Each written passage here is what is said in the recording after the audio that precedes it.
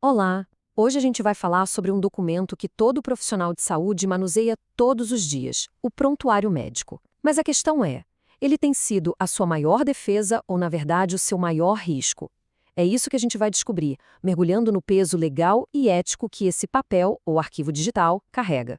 E para a gente começar, olha só que frase poderosa do Lacassagne. Ele diz que o prontuário é segurança para quem é consciente do seu trabalho, mas há uma ameaça para quem é negligente.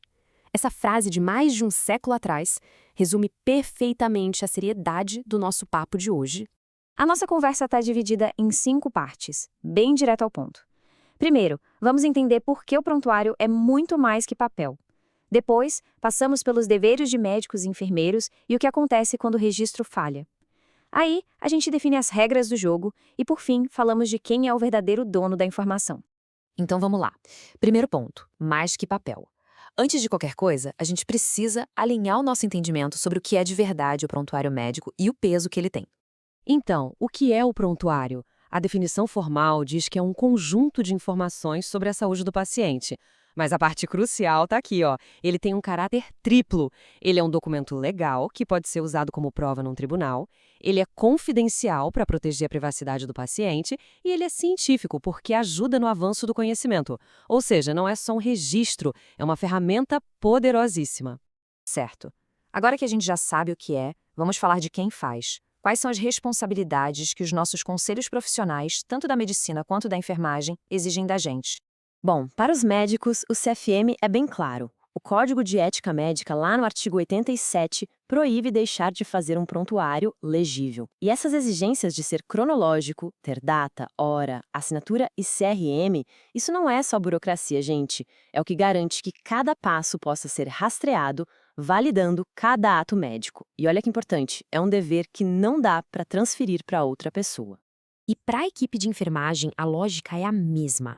As anotações de enfermagem não são um diário, são um documento legal que serve para a defesa do profissional. Mais do que isso, é o que garante a continuidade da assistência e a segurança de quem está sendo cuidado. Isso não é uma sugestão, tá? É lei. E as resoluções do COFEN deixam bem claro que registrar o cuidado é um dever e uma responsabilidade. Isso nos leva direto para a parte mais crítica da nossa conversa. O que acontece quando a caneta ou o teclado falha? É aqui que a teoria encontra a realidade bem dura dos tribunais. Vamos ver as consequências de um prontuário mal feito. A pergunta é simples e direta. E a resposta da justiça é ainda mais. Quando um prontuário tem falhas, quando falta informação, esse silêncio no papel pode acabar soando como uma confissão no tribunal.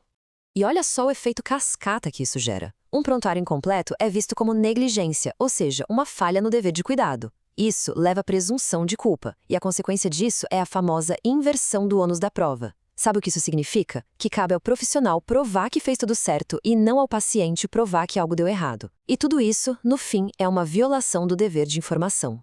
E não pensem que isso é uma interpretação isolada de um juiz ou outro. O Superior Tribunal de Justiça, o STJ, que é uma das mais altas cortes do país, já bateu o martelo sobre esse assunto. O entendimento é consolidado. E aqui está o ponto que muda todo o jogo, segundo o STJ. A omissão de informação no prontuário não é só um erro administrativo. Ela é vista como uma prova da falta de cuidado. E mais, essa falha no registro, por si só, já é o suficiente para criar ligação, o nexo causal, com o dano sofrido pelo paciente. O resultado, responsabilização do profissional ou da instituição. Vamos ver um caso real para isso ficar mais claro. No Tribunal de Justiça de São Paulo, num processo sobre uma laqueadura, a equipe médica não registrou qual técnica cirúrgica usou. Quando surgiu uma complicação, essa falta de informação tornou impossível provar que o procedimento foi feito corretamente. Adivinha o resultado? Condenação e dever de indenizar. Outro exemplo agora do Rio de Janeiro, num caso de parto.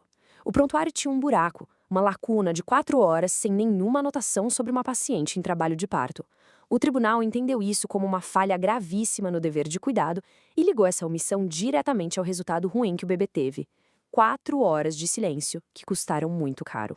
Bom, a gente já viu os problemas e eles são sérios. Agora, vamos para a parte boa, a solução. Como é que a gente transforma um prontuário de um risco numa verdadeira fortaleza de defesa? Chegou a hora de conhecer as regras do jogo. Vamos começar pelo básico, o que nunca fazer. Escrever a lápis, nem pensar. Usar corretivo ou rasurar? De jeito nenhum. Deixar espaços em branco? Também não pode. Fazer anotações que não têm nada a ver com o paciente? Obviamente não. E, claro, a letra ilegível. Ah, e um alerta para a era digital. Aquele famoso copia e cola sem checar e atualizar os dados? Não é um atalho, é um atalho para negligência. E para fazer do jeito certo, é só seguir estes 5 pilares em todo e qualquer registro. Primeiro, legibilidade. Segundo, cronologia. Terceiro, data e hora. Quarto, assinatura. E quinto, a identificação profissional, o seu CRM ou COREM. Parece simples e é, mas seguir isso à risca é o que faz toda a diferença. E assim a gente chega na nossa última sessão, que na verdade fala da pessoa mais importante desse processo todo, o paciente. Vamos entender quem é o verdadeiro dono da informação. E aqui está a ideia fundamental que norteia tudo. O meio físico, o papel da pasta ou arquivo no servidor do hospital, pertence à instituição. Mas a informação, a história de saúde que está contada ali dentro, essa pertence a uma única pessoa, o paciente. Então, se a informação é do paciente, quem pode ter acesso a ela? A lista é bem restrita, e por um bom motivo. O próprio paciente, claro, ou seu representante legal.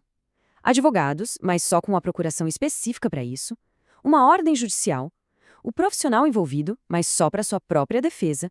E, por fim, os conselhos de medicina e enfermagem, para fins de fiscalização. Isso nos leva à regra de ouro de toda a profissão de saúde. A confidencialidade é a norma. As exceções são raríssimas e muito bem definidas.